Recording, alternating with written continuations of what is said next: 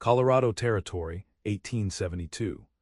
The unforgiving frontier stretched before Caleb Prescott like an endless sea of grass and broken promises. At 25, he'd already seen more death than most men twice his age, each loss carving another hollow space in his chest where hope used to reside.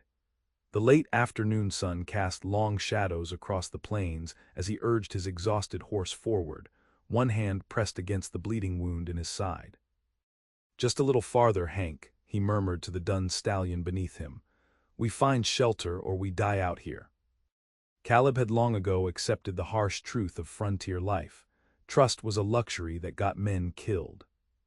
The West wasn't a place for putting down roots or finding comfort in another's arms. It was a land that demanded solitude, vigilance, and a willingness to ride away when trouble found you, as it inevitably did. His father's dying words still echoed in his mind whenever he considered staying anywhere too long. "The frontier ain't for families, son. It's for ghosts and fools." The blood seeping through his fingers told him he might soon join those ghosts if he didn't find help. 3 days of running from the Blackwell gang had left him wounded, delirious with fever, and dangerously far from any town. As the horizon blurred and his consciousness wavered, Caleb spotted a distant chimney smoke rising against the darkening sky. Salvation or trap, he had no choice but to chance it. When Caleb's horse stumbled into the yard of the small homestead, he was barely conscious. Through fevered eyes, he glimpsed a figure rushing toward him before the ground rushed up to meet him instead. "Mama, there's a man fallen in our yard," a child's voice called out. Cool hands touched his face and Caleb flinched away from the contact, his fingers fumbling for his revolver. "Easy now," came a woman's gentle voice. "You're safe here. Let's get you inside before that wound takes you." Caleb fought to focus his vision, catching sight of deep blue eyes and honey-blonde hair before darkness claimed him entirely. Awareness returned slowly, arriving in fragments of sensation, the softness of clean linens beneath him, the scent of coffee and fresh bread, the distant lowing of cattle, most surprising of all, the absence of pain where his wound should be throbbing. Caleb opened his eyes to find himself in a small but tidy bedroom, morning light filtering through cotton curtains. His gun belt hung from the bedpost, close enough to reach, but clearly not taken from him out of mistrust. A curious choice that unsettled his understanding of frontier caution. "You're awake," the voice drew his attention to the doorway, where a young woman stood with a basin of water. "We were starting to worry." She was perhaps 22, with wheat blonde hair pulled back in a practical braid that couldn't quite contain the wisps framing her face. Her blue calico dress was worn but well mended, speaking to both modest means and meticulous care. But it was her eyes that held him, clear blue and direct, assessing him with neither fear nor suspicion, but simple human concern. "How long?" His voice came rough from disuse. 3 days. She approached and set the basin on the bedside table. "The fever broke yesterday. I'm Abigail Reynolds, though most folks just call me Abby." Caleb Prescott. He attempted to sit up, wincing at the pull in his side. "Careful there," Abigail cautioned, steadying him with a hand on his shoulder. "Doc Summers got the bullet out, but you'll need time to heal proper." "Doc's been here," alarm shot through him. More people knowing his whereabouts meant more risk. "Just the once. He doesn't come out this way often." She wrung out a cloth and offered it to him. "My brother rode for him when we couldn't get your fever down." Caleb accepted the damp cloth, noting the delicate strength in her hands as they briefly touched. "You took an awful chance, Miss Reynolds, taking in a stranger bleeding from a gunshot. Would you have preferred I left you to the wolves?" A smile touched her lips, softening the challenge in her words. "Besides, this far from town, being neighborly isn't charity, it's survival. Even when that neighbor might bring trouble to your door." Abigail's expression grew more serious. "Is that what you've done, Mr. Prescott?" "Brought trouble." Caleb looked away, unable to hold that clear blue gaze. "I should move on as soon as I'm able." "Well, you won't be able for at least a week, so there's no sense in fretting over it now." She straightened, brushing her hands against her apron.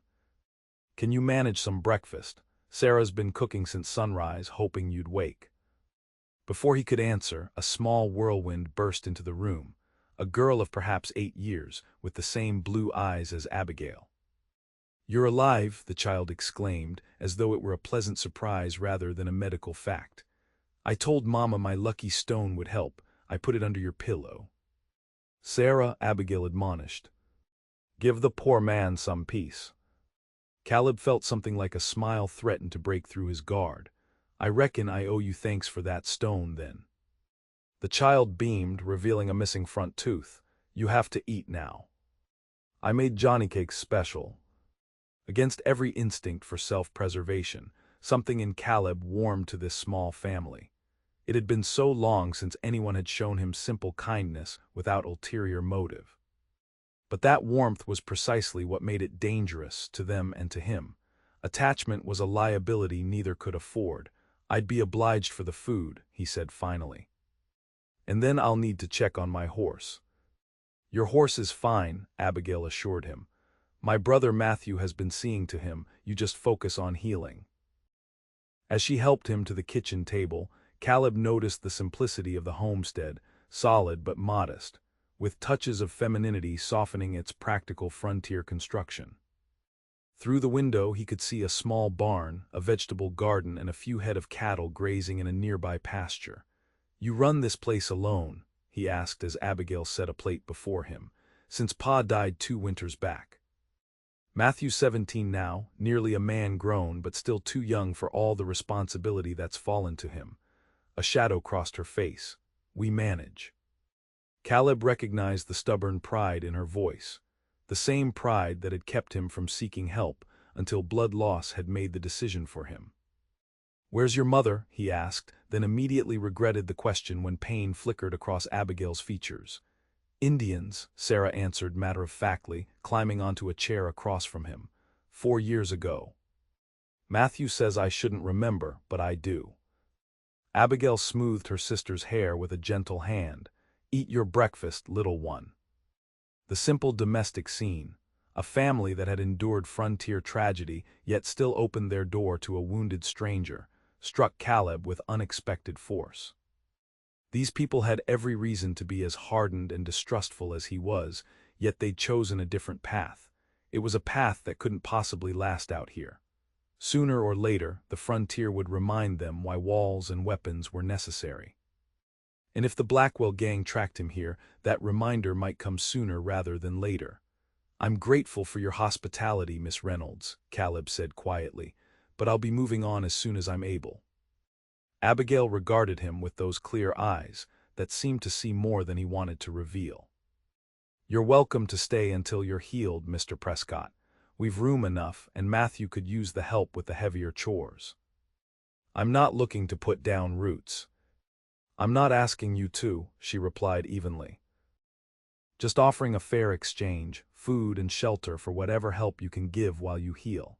After that, the trail's yours to choose." The practical arrangement should have reassured him, but instead, it only heightened his unease. Accepting meant staying, and staying meant risking everything, their safety and the carefully constructed barriers around his heart. Yet as Sarah pushed the plate of Johnny cakes closer to him with an encouraging smile, Caleb found himself nodding. A week then, no more. The week stretched into 2, then 3, as spring strengthened its hold on the Colorado territory. Caleb's wound healed slowly but steadily under Abigail's careful attention. Against his better judgment, he found himself falling into the rhythm of the small homestead, rising at dawn to help Matthew with the livestock, repairing the fences broken during winter storms, and taking his meals with the family around the worn oak table. Matthew Reynolds proved to be a serious, hard-working young man with his father's build and his sister's determined spirit. Initially wary of the stranger his sister had welcomed into their home, he gradually warmed to Caleb as they worked side by side. "Abby says you were running from something when you found us," Matthew remarked one afternoon as they mended the corral fence. "Don't need to know what it is, but I need to know if it's likely to follow you here." Caleb drove a nail with more force than necessary. "That's why I should have moved on already." "That's not an answer." "The Blackwell gang," Caleb admitted after a long pause. I had something they wanted. They didn't take kindly to my refusal. Matthew whistled low, nasty bunch. Heard they killed a family over in Cannon City last fall. That's why I need to go, Caleb insisted. Your sisters have seen enough tragedy. Seems to me tragedy finds folks whether they're looking for it or not, Matthew replied with wisdom beyond his years. At least with you here, we've got another gun if trouble comes. The boy's pragmatism surprised Caleb. Your sister doesn't seem the type to think that way. Matthew smiled slightly. Abby sees the good in people first.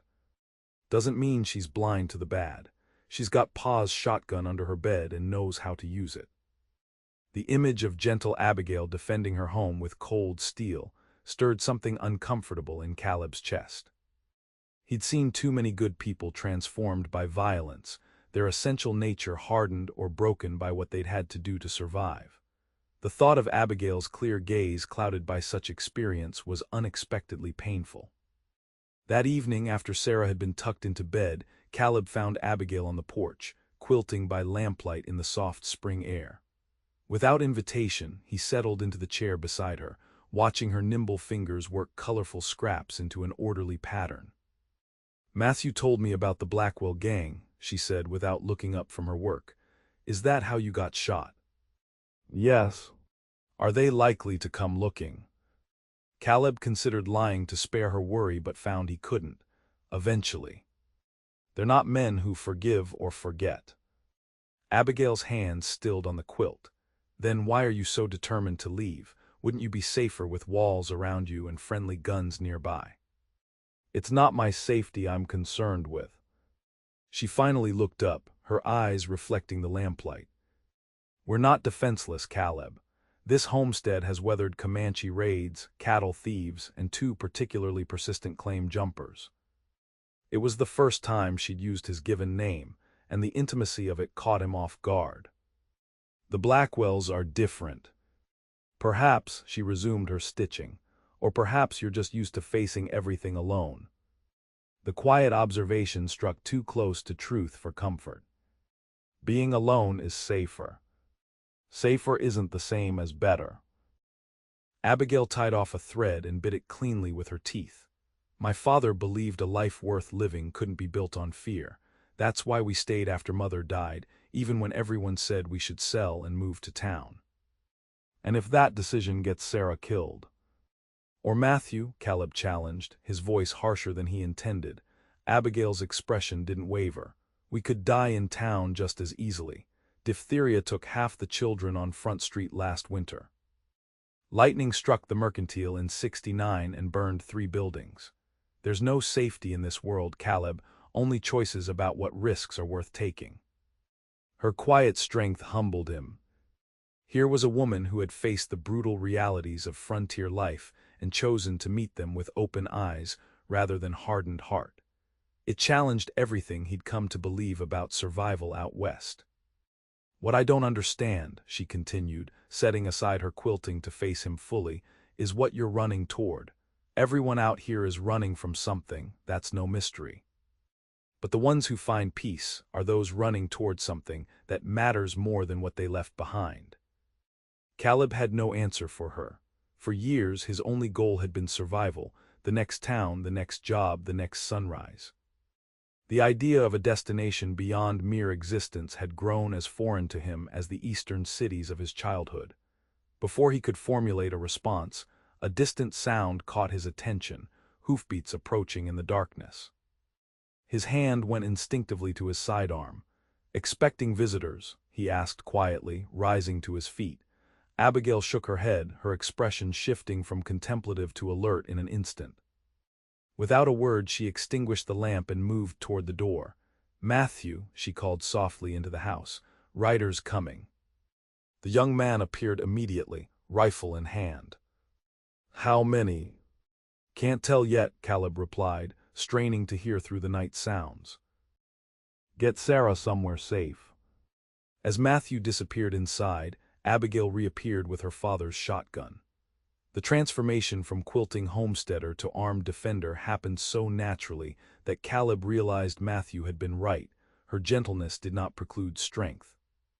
If it's trouble, there's a root cellar behind the kitchen, she told him. Hidden trapdoor under the rug.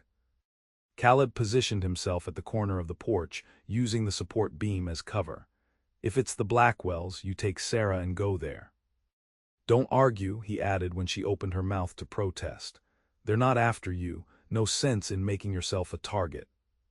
The riders drew closer, and in the moonlight, Caleb counted 3 silhouettes approaching at an unhurried pace. Not enough for the full Blackwell gang, but possibly scouts sent ahead. The lead rider called out before reaching the yard. Hello, the house, Anderson and Parker coming friendly. Abigail exhaled audibly beside him. It's all right. They're neighbors from the next valley. Despite her reassurance, Caleb kept his hand near his pistol as the men rode into the yard. They were weather-beaten ranchers, one elderly and one middle-aged, both regarding Caleb with open curiosity. Evening, Miss Abby, the older man greeted, tipping his hat. Hope we're not disturbing you too late. Not at all, Mr. Anderson. Is everything all right? The men exchanged a glance that immediately put Caleb back on alert. Thought you should know, the younger man said. Ryder's been asking about a wounded man over in Clearwater. Described someone matching your friend here pretty close. They mention a name, Caleb asked, stepping forward. Didn't have to. One had a scorpion branded on his hand, Blackwell's mark. Abigail's fingers tightened on the shotgun. How long ago? Yesterday, they were headed this way, asking about homesteads and if anyone had seen a stranger pass through. The older rancher cleared his throat. Most folks pointed them toward Wyoming, figured whatever business they had wasn't the neighborly sort. Caleb felt a rush of unexpected gratitude toward these frontier people who'd shield a stranger from trouble simply because he was under the protection of someone they respected. Obliged for the warning, he said. Weren't doing it for you, Anderson replied bluntly. Miss Abby and her family are good neighbors, don't want to see harm come to them. Neither do I, Caleb assured him. After the men departed with promises to send word if they heard more, Caleb turned to find Abigail watching him with an unreadable expression. This changes things, he said quietly. Yes, she agreed. You can't leave now. They're watching the trails. It wasn't the response he'd expected. Abigail, they're coming here. I need to draw them away from your family. And lead them where? Into an ambush when you're still not fully healed, she shook her head. No. If they come here, we face them together. This isn't your fight. You made it my fight when you bled all over my yard, she retorted, a flash of temper breaking through her usual composure. Besides, we've built something here worth defending. What exactly are you rushing out to protect, Caleb Prescott? The question landed like a physical blow. What indeed?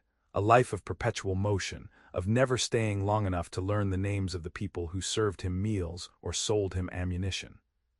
Of never again feeling the searing pain of loss because he never allowed himself to care in the first place. Matthew appeared in the doorway, his young face grave. Sarah's asleep in the root cellar, just in case. I've got the rifles cleaned and loaded. Caleb looked between these two siblings, so determined to stand their ground despite the approaching danger. In their resolute faces, he saw something he'd forgotten existed in the territories, not just survival, but a life built on something stronger than fear. All right, he conceded, but we do this smart. First light, we start preparing. If the Blackwells want to fight, we'll make damn sure they regret finding one here. Dawn brought a flurry of activity to the Reynolds homestead. Caleb and Matthew reinforced doors and windows, while Abigail prepared additional medical supplies and moved food stores to the root cellar. By midday, the small homestead had been transformed into something approaching a fortress, with clear sightlines and defensible positions established throughout the property. As they worked, Caleb found himself telling Abigail and Matthew more about the Blackwell gang. What had started as a simple cattle drive job that went wrong when he discovered they were rustling army horses. He'd refused to participate and threatened to report them, which had earned him a bullet and a promise that Josiah Blackwell never left witnesses alive. So it's not just about revenge, Abigail observed as they filled canteens at the well. It's about silencing you. Makes them more dangerous, Caleb confirmed. Men motivated by pride might be reasoned with. Men covering their tracks will only stop when the threat is eliminated. The stark assessment hung in the air between them, unspoken acknowledgement that the coming confrontation could only end one way.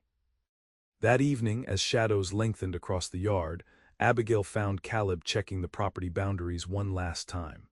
She carried a small bundle wrapped in cloth, which she handed to him without preamble. "This was my father's," she said as he unwrapped a well-maintained Colt Navy revolver. "He always said a man should have a backup when stakes are high." Caleb tested the weight of it in his hand, noting the worn grip and carefully oiled barrel. "This is a family heirloom. I can't accept it." "You can return it when this is over," she replied simply, as though the outcome were already determined.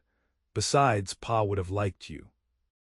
The casual confidence in her statement, both that he would survive and that her father would have approved of him, stirred something uncomfortable in Caleb's chest. "You don't know me well enough to say that."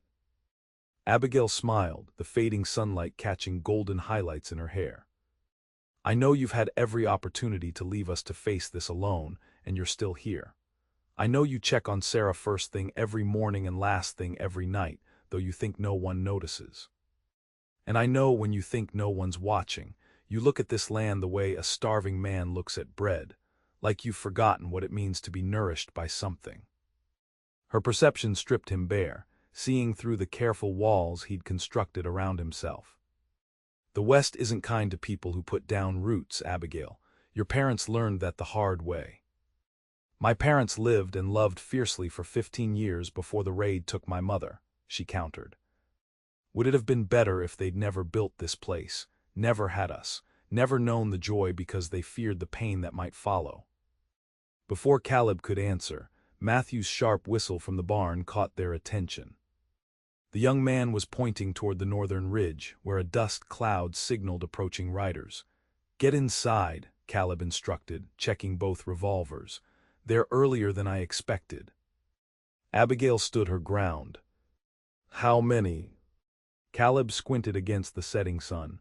5, maybe 6, too far to tell if it's them for certain.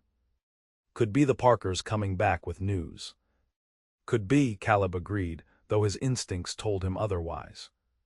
"Either way, you should be inside with Sarah." To his surprise, she touched his arm, her fingers warm against his sleeve. "Be careful, Caleb, we've grown rather fond of having you here." The simple declaration caught him off guard, more powerful in its understated sincerity than any dramatic profession could have been. Before he could respond, she was gone, hurrying toward the house where her sister waited. As the riders approached, Caleb positioned himself on the porch, presenting the appearance of casual readiness while ensuring he had clear cover if needed. Matthew took up position by the barn, rifle at the ready but not yet raised. The lead rider came into clear view, and Caleb's suspicions were confirmed by the familiar scorpion-branded hand holding the reins. Josiah Blackwell himself, flanked by 5 of his men, all armed, all scanning the property with the predatory assessment of men looking for weakness. "Well now," Blackwell called out, reining his horse to a stop at the edge of the yard. "Ain't this a pretty little scene? Told you boys our friend would find himself a nice hidey-hole." Caleb kept his voice level, his hand near but not on his sidearm. "You're trespassing on private property, Blackwell." "Am I now?" The outlaw's eyes narrowed, shifting to take in the homestead and its occupants. "Seems to me you're the one playing house on someone else's land. Unless there's something you ain't told us about your circumstances, Prescott." "My circumstances are simple. You're not welcome here. Turn around and ride out." Blackwell chuckled, a sound devoid of humor. "That's mighty territorial for a man who's just passing through, unless—" His gaze shifted toward the house where Abigail stood in the doorway with her shotgun. "Ah, I see how it is now. Found yourself a widow with a nice piece of land, did you?" "Not a widow," Abigail called out clearly, "and you're still trespassing." One of Blackwell's men spat into the dust. "Boss, let's just burn them out and be done with it. Got no patience for this talk." Now, Wilson, where's your manners?" Blackwell's smile didn't reach his eyes. We're just having a neighborly chat with Mr. Prescott here about some unfinished business. Any business you had with me ended when you put a bullet in my side and left me for dead, Caleb replied. That's where you're wrong, friend. Our business ends when I say it ends, and right now, it looks like our business has expanded to include your new friends. Blackwell's gaze lingered on Abigail in a way that made Caleb's blood run cold. Mighty pretty place you found. Be a shame if something happened to it. Matthew stepped forward from the barn, rifle raised. My sister asked you to leave. Blackwell's eyes narrowed at this new development. Boy, you best put that rifle down before you hurt yourself. Matthew, Caleb warned quietly. Stand down. But the young man held his ground, his jaw set in the same stubborn line Caleb had seen on his sister's face. This is Reynolds' land. You're not welcome here. The tension stretched between them like a drawn bowstring. Caleb could see Blackwell calculating, assessing whether to push the confrontation now or return with greater advantage. Tell you what, Blackwell finally said, leaning forward in his saddle. We'll give you till noon tomorrow to reconsider your position, Prescott. Either you come with us peaceful-like to settle our business, or we'll settle it here, and I can't promise these good folks won't get caught in the crossfire. Caleb understood the threat for what it was. This is between you and me, Josiah. Leave them out of it. Should have thought of that before you made yourself at home here, Blackwell replied, turning his horse. Noon tomorrow. Your choice how it plays out.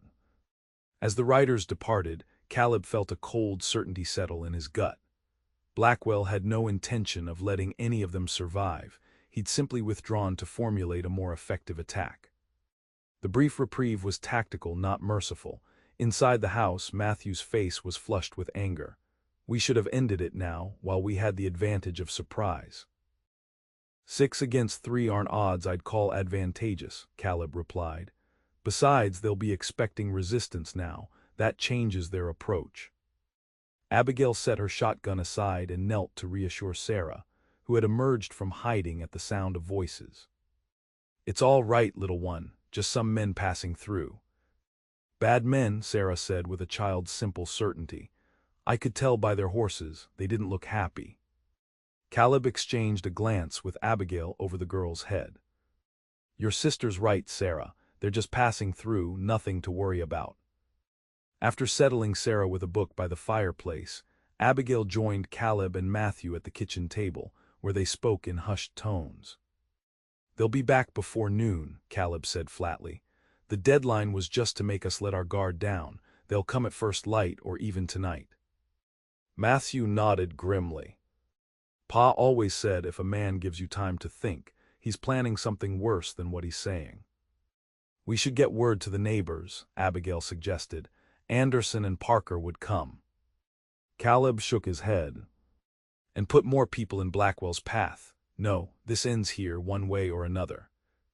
The unspoken implication hung heavy in the air. Abigail's clear eyes met his across the table. If you're planning something foolish like surrendering yourself to protect us, you can think again. They won't let us live either way, not after what they've seen and heard today. She was right, and the knowledge cut deeper than Caleb wanted to admit.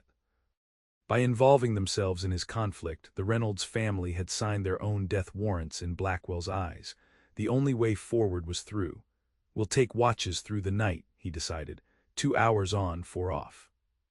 At first light, we move Sarah to the root cellar and prepare for their return.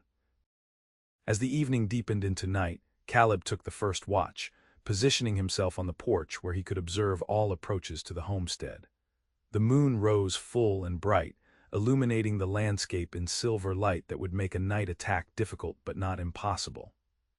Near midnight, as he prepared to wake Matthew for the next watch, Abigail joined him on the porch instead.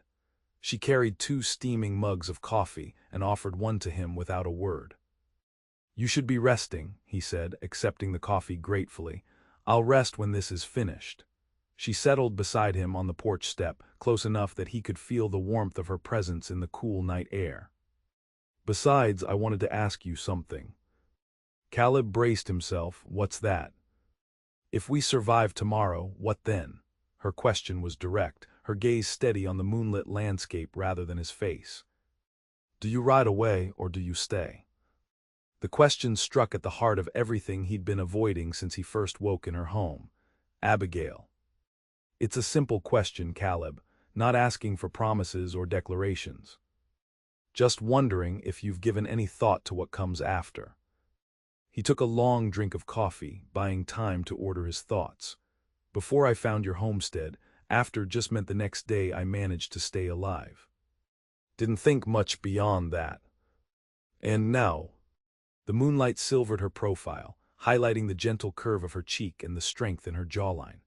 In that moment, Caleb allowed himself to imagine a different future, mornings around the breakfast table, evenings on this porch watching the sun set over land they worked together, Sarah growing tall and strong, Matthew becoming the man his father would have been proud to see. "Now I think about it," he admitted quietly, "more than I should."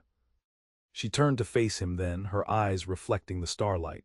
"Why more than you should?" "Because wanting things makes losing them harder. And out here, loss is the only certainty." Abigail considered this, then shook her head slowly. "That's a lonely way to live, Caleb Prescott. Never claimed it was living, just surviving. And is that enough for you? Just surviving?" Before he could answer, a distant sound caught his attention. The subtle creak of leather and jingle of tack that betrayed mounted men trying to move quietly. Caleb was on his feet in an instant, one hand reaching for Abigail while the other drew his revolver. "Inside," he whispered urgently. "They're coming. Wake Matthew and get to Sarah." Abigail didn't waste time with questions. She moved swiftly into the house, and moments later, Caleb heard the soft murmur of voices as she roused her brother. Counting heartbeats in the darkness, Caleb positioned himself at the corner of the porch, using the support beam as cover. In the moonlight, he could just make out shadows moving at the edge of the property, 4, maybe 5 figures approaching on foot, having left their horses farther back to minimize noise. Matthew appeared beside him, rifle in hand. "Barn roof gives the best vantage," he whispered. "I can pick off anyone who breaks for the house." Caleb nodded. It was a sound strategy, though it left the young man dangerously exposed. "Stay low. If things go bad, your priority is getting your sisters out through the root cellar. There's a deer trail behind the property that leads to the high ridge. Follow it to the Anderson place. And you. I'll buy you time." Matthew's expression hardened. "We're not leaving you behind." Before Caleb could argue, a flicker of movement near the barn caught his attention. A 6th figure he hadn't noticed earlier, creeping toward the very position Matthew had intended to take. "Change of plans," Caleb whispered. "They're flanking the barn. Stay with Abigail and Sarah. Defend the house." Without waiting for a response, Caleb slipped off the porch and into the shadows, circling wide to approach the barn from the far side. The night air was cool against his face as he moved silently through the familiar terrain, grateful now for the weeks he'd spent working this land. Every depression, every rise in the ground was known to him in a way it wouldn't be to the Blackwell gang. As he neared the barn, Caleb caught sight of his quarry, a burly man with a shotgun, moving with the careful precision of someone accustomed to ambush. With practiced ease, Caleb closed the distance and brought the butt of his revolver down hard on the back of the man's skull. The outlaw crumpled without a sound. Taking the man's shotgun and ammunition, Caleb secured him with a length of rope from the barn, then positioned himself at the small window overlooking the approach to the house. From here he could see 2 more of Blackwell's men creeping toward the porch, while a third circled toward the back door. The crack of a rifle shot shattered the night. One of the approaching men fell, clutching his leg. Matthew had taken his shot from the house, giving away their readiness but preventing the attackers from reaching the porch uncontested. The night erupted into chaos. Muzzle flashes illuminated the darkness as Blackwell's men returned fire, peppering the house with bullets. Caleb used the distraction to take aim at the man approaching the back door, dropping him with a clean shot before he could breach the kitchen entrance. "Prescott," Blackwell's voice rang out from the darkness. "This can end now. Send out the woman and children, and maybe I'll let them live." "Like you let those army scouts live," Caleb called back, moving positions to avoid giving away his location. "Your word isn't worth the spit behind it, Blackwell." A shot splintered the barn wall inches from his head. Blackwell had spotted him. Inside the house, Abigail fired the shotgun through a broken window, forcing one of the attackers to dive for cover. The blast was followed by Sarah's frightened cry, quickly muffled, probably by Abigail herself, trying to keep the child quiet. The sound hardened Caleb's resolve. This family, who had shown him nothing but kindness, was now fighting for their lives because of him, because he'd brought violence to their door. Yet even as guilt threatened to overwhelm him, Caleb recognized something else rising alongside it. Determination born not of mere survival instinct, but of something deeper. A will to protect what mattered, to fight for something beyond his own skin. A gunshot from the far side of the property signaled another attacker's position. Caleb moved quickly through the barn and out the back, using the shadows to circle behind the shooter. The man never saw him coming. A quick blow rendered him unconscious, removing another threat from the field. 3 down, 3 to go, including Blackwell himself. A woman's scream from the house froze Caleb's blood in his veins. "Abigail," he shouted, caution forgotten as he sprinted toward the homestead. The front door stood open, lamplight spilling across the porch where Matthew lay motionless, blood darkening his shirt. Inside, Caleb could hear Sarah crying in Abigail's voice, strained but defiant. "Get out of my house." Blackwell's voice answered her. Now, miss, no need for unpleasantness. Just tell us where Prescott's hiding, and this can all be over quick." Caleb moved to the side window, peering through a gap in the curtains. Blackwell stood in the center of the main room, revolver trained on Abigail, who stood protectively in front of Sarah. One of his remaining men guarded the kitchen door, while the third was nowhere to be seen, likely outside, watching for Caleb himself. Time slowed to a crystalline clarity. Caleb saw the choices before him with perfect understanding. He could flee, drawing Blackwell away from the homestead. He could surrender, buying Abigail and Sarah time to escape through the root cellar. Or he could fight here and now with everything at stake. For a man who had spent years choosing survival above all else, the decision should have been difficult. Instead, it came with the certainty of sunrise. Some things were worth dying for. And just maybe they were worth living for too. Caleb kicked in the front door, both revolvers drawn. "Let them go, Blackwell, it's me you want." The outlaw's face split into a triumphant grin. Well, the hero arrives. "Drop those guns, Prescott, or the little girl goes first." Caleb kept his weapons trained on Blackwell, but his eyes met Abigail's across the room. In her gaze, he saw not fear but fierce resolve, and something else that stole his breath. Trust, complete and unshakable trust that he would find a way through this darkness. "You know how this ends," Caleb said steadily. "Even if you kill me, you've got witnesses now. The army will hunt you to the ends of the territory." "Not if there ain't no witnesses left," Blackwell countered, his gun unwavering. A slight movement behind Abigail caught Caleb's eye. Sarah, small and terrified but determined, was slowly reaching for something on the shelf beside her. The lucky stone she'd placed under his pillow during his fever. "Last chance, Blackwell," Caleb warned, shifting slightly to keep the outlaw's attention on him rather than the child. "Ride away now, and we'll call it finished. You don't give the orders here, Prescott. Now drop those guns before." Several things happened at once. Sarah hurled her stone with surprising accuracy, striking Blackwell in the temple. The momentary distraction was all Caleb needed. His first shot took Blackwell in the shoulder, spinning him away from Abigail and Sarah. His second caught the man by the kitchen door in the chest. Blackwell recovered quickly, returning fire as he dove for cover behind the oak table.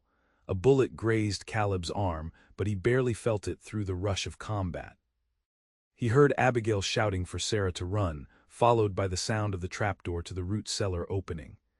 "It's over, Josiah," Caleb called out, moving to keep the overturned table between himself and the outlaw.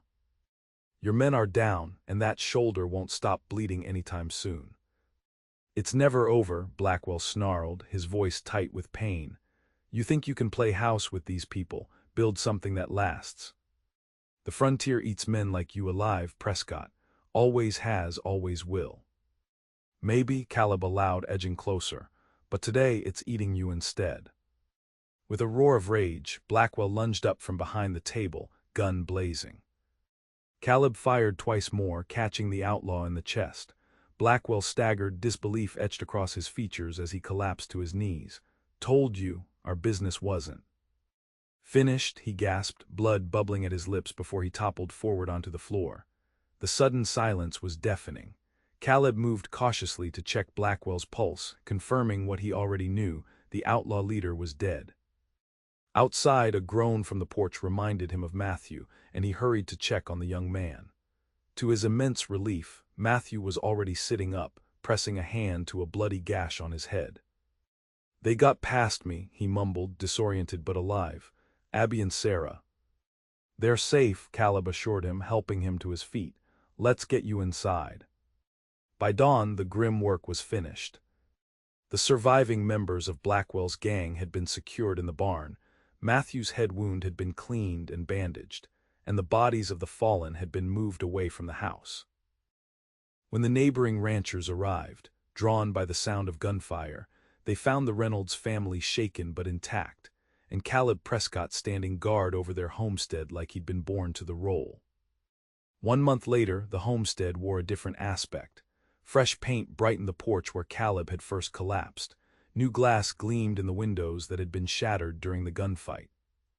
The army patrol that had come to collect Blackwell's surviving men had also brought news that a reward had been posted for the gang's capture. Reward money that now funded these improvements and more. Caleb stood at the corral fence, watching as Matthew worked with a spirited young colt they'd purchased from the Anderson ranch. The boy, the young man, had grown in confidence since the night of the attack, stepping more fully into his role as the man of the family. Yet he'd also come to look to Caleb for guidance, creating a partnership neither had expected but both now valued. "Penny for your thoughts," Abigail's voice drew him from his reverie. She joined him at the fence, her honey blonde hair loose around her shoulders in the evening breeze. "Just thinking this place cleans up nice," Caleb replied, though his gaze had shifted from the homestead to her face. "It does at that." She studied him with those clear blue eyes that had first captured his attention when he was delirious with fever. "Your wounds healed well. Doc Summers says you've got no excuse to avoid the heavy lifting anymore." Caleb smiled, touching the now faded scar on his side. "Wasn't planning on avoiding anything."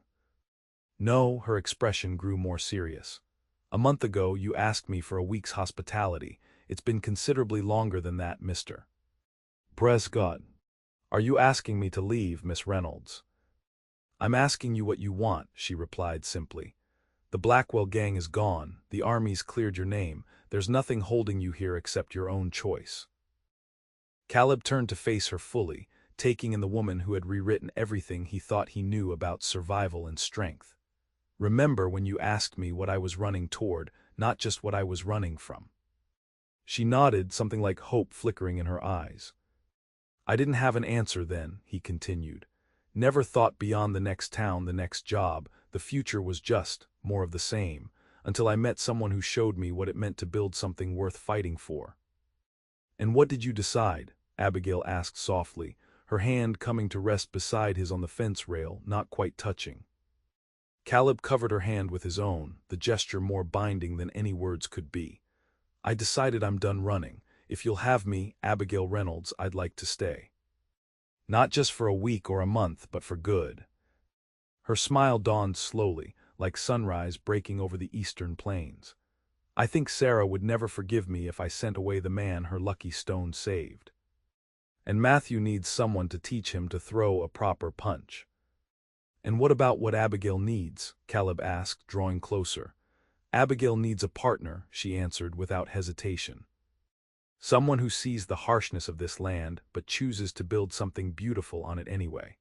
Someone who understands that safety isn't found in walls or weapons, but in knowing you're not facing the storm alone." Caleb's hand rose to cup her cheek, his thumb tracing the curve of her smile. "I can be that someone if you'll teach me how." "I suspect you already know more than you think," she whispered as he lowered his head toward hers.